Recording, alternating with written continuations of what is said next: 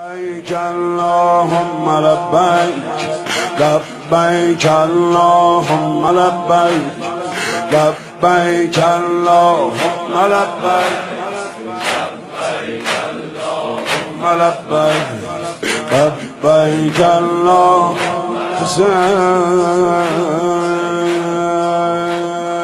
زبان چلانا دنیا کا آسان ترین کام ہے، لیکن اس زبان سے دوزخ بنانا بھی اتنا ہی آسان کام ہے۔ پتہ نہیں کتنے واقعات ہمارے پاس موجود ہیں۔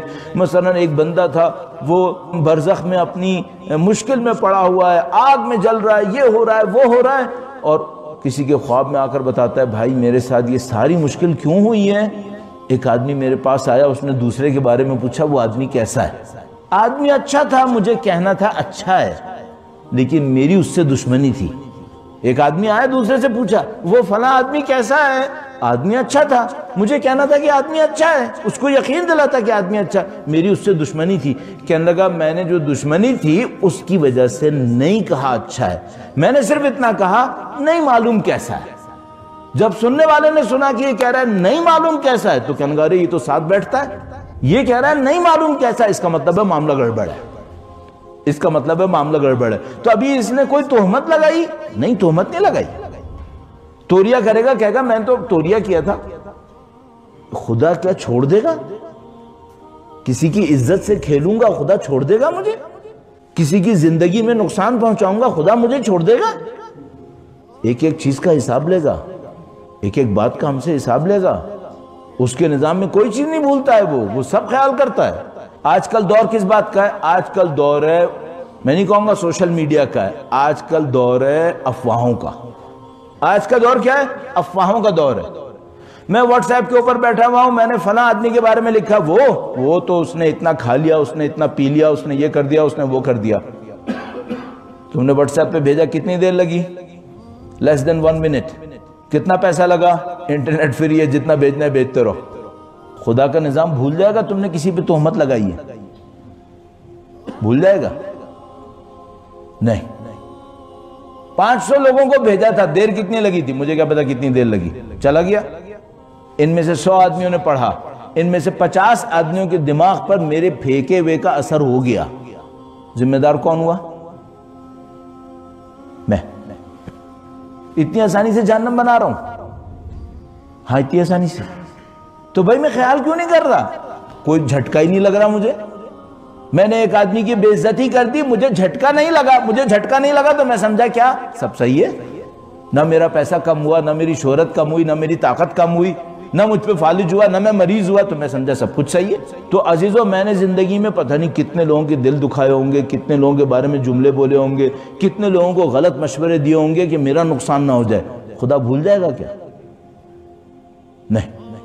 اچھا اگر خدا نہیں بھولے گا تو دنیا میں کیا ہوگا؟ مجھے غریب کر دے گا، فقیر کر دے گا؟ نہیں، شاید الٹا ہو جائے گا، الٹا ہو جائے گا۔ کیا مطلب؟ اتنا مجھے دنیا میں غرق کرے گا کہ میں آخرت کو ہی بھول جاؤں۔ نعوذ باللہ تعالی۔ یہ خدا کا نظام ہے، خود کہتا ہے سورہ انعام کے اندر ارشاد فرمایا اگر ایک قوم ہمارے سامنے کفر کرتی ہے، گناہ کرتی ہے، ہم اس کو مشکل میں ڈالتے ہیں تاکہ سیکھے، اور اگر نہ سیکھے، اس نے غلط کیا، ہم نے اس کو سختی میں ڈالا کہ سیکھے، نہیں سیکھا تو پھر کیا کرتے ہیں؟ فتحنا علیہم ابواب کل شیء، ہر دنیا کی نعمت اس کو دینا شروع کر دیتے ہیں، اور اس کے بعد کیا کرتے ہیں؟ فاخذناہم بغتۃ، پھر اچانک اس کو پکڑتے ہیں، فاذا ہم مبلسون، تو وہ دھوکے میں پھنس جاتے ہیں۔ وہ سمجھ رہے ہوتے ہیں ہم پہ نعمتیں برس رہی ہیں۔ ایک جملہ اس سلسلے میں اور عرض کروں گا قرآن کریم سے، یہ میں بار بار عرض کرتا ہوں کہ میں بعض اوقات بڑا پریشان ہو جاتا ہوں اپنی زندگی کے بارے میں۔ کہیں ایسا تو نہیں کہ مجھے دھوکہ ہو رہا ہے، میں سمجھ رہا ہوں سب کچھ صحیح چل رہا ہے۔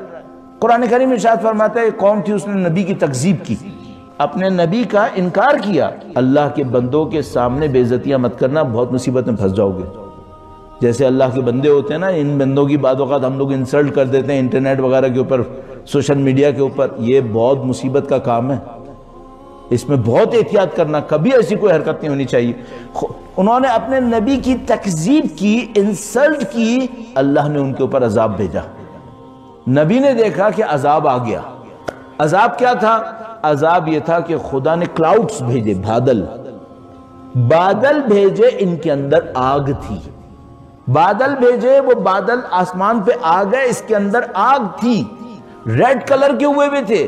نبی اپنے قوم کی ہمدردی میں اپنی قوم کے پاس آیا، اس سے کہا دیکھو تمہارے اوپر عذاب آ گیا ہے، اب تو مان جاؤ، خدا کے سامنے توبہ کر لو، عذاب چل جائے گا۔ تو قوم کیا کہتی ہے؟ قرآن کریم نے لکھا ہوا ہے، کہتے ہیں ھذا عارض ممطرنا، یہ تو بادل آئے ہم پہ بارش برسانے کے لیے، اس میں ڈرنے کی کیا بات ہے؟ جب کوئی اندھا ہوتا ہے نا تو اتنا اندھا ہو جاتا ہے، جب کوئی بے خبر ہوتا ہے نا تو اتنا بے خبر ہوتا ہے۔ کتنا بے خبر ہے؟ سر کے اوپر بادل ہے جس کے اندر آگ نظر آ رہی ہے، اور کہہ رہا ہے یہ بادل آگ واگ کچھ نہیں ہے، یہ عذاب کچھ نہیں ہے، تو ہمیں بارش برسائے گا، کمائیں گے اس سے ہم۔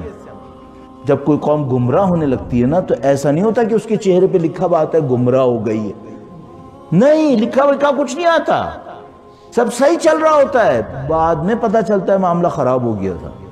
اب عقل مند انسان کیا کرے؟ بھائی عقل مند انسان نشانیوں سے عبرت لے، نشانیوں سے عبرت لے، اور ان نشانیوں سے عبرت لے کر اپنے اندر کریکشن کرے، اور کریکشن کہاں پہ کرے؟ ظاہر پہ کم کرے، اندر سب سے پہلے کریکشن کرے۔ آپ کو اچھائی چاہیے، آپ کو بھلائی چاہیے، آپ چاہتے ہیں آپ کا پیسہ کام آئے، آپ چاہتے ہیں آپ کی اولاد کام آئے، آپ چاہتے ہیں آپ کی زندگی خدا کے راہ میں چلے، پہلا کام یہ کر لو، اپنے دل کو کنٹرول کر لو، دوسروں کے لیے برا مت سوچو، دوسروں کے لیے برا منصوبہ مت بناؤ۔ اگر آپ سے کوئی مشورہ مانگ رہا ہے صحیح مشورہ دو، اگر آپ کسی سے کوئی بات کہہ رہے ہو بالکل پیور بات کرو، اس طرح مت کرو کہ سامنے والے کو کوئی دھوکہ ہو جائے، سامنے والے کے لیے کوئی برائی ہو جائے۔ خدا نہیں بھولے گا، خدا نہیں بھولتا۔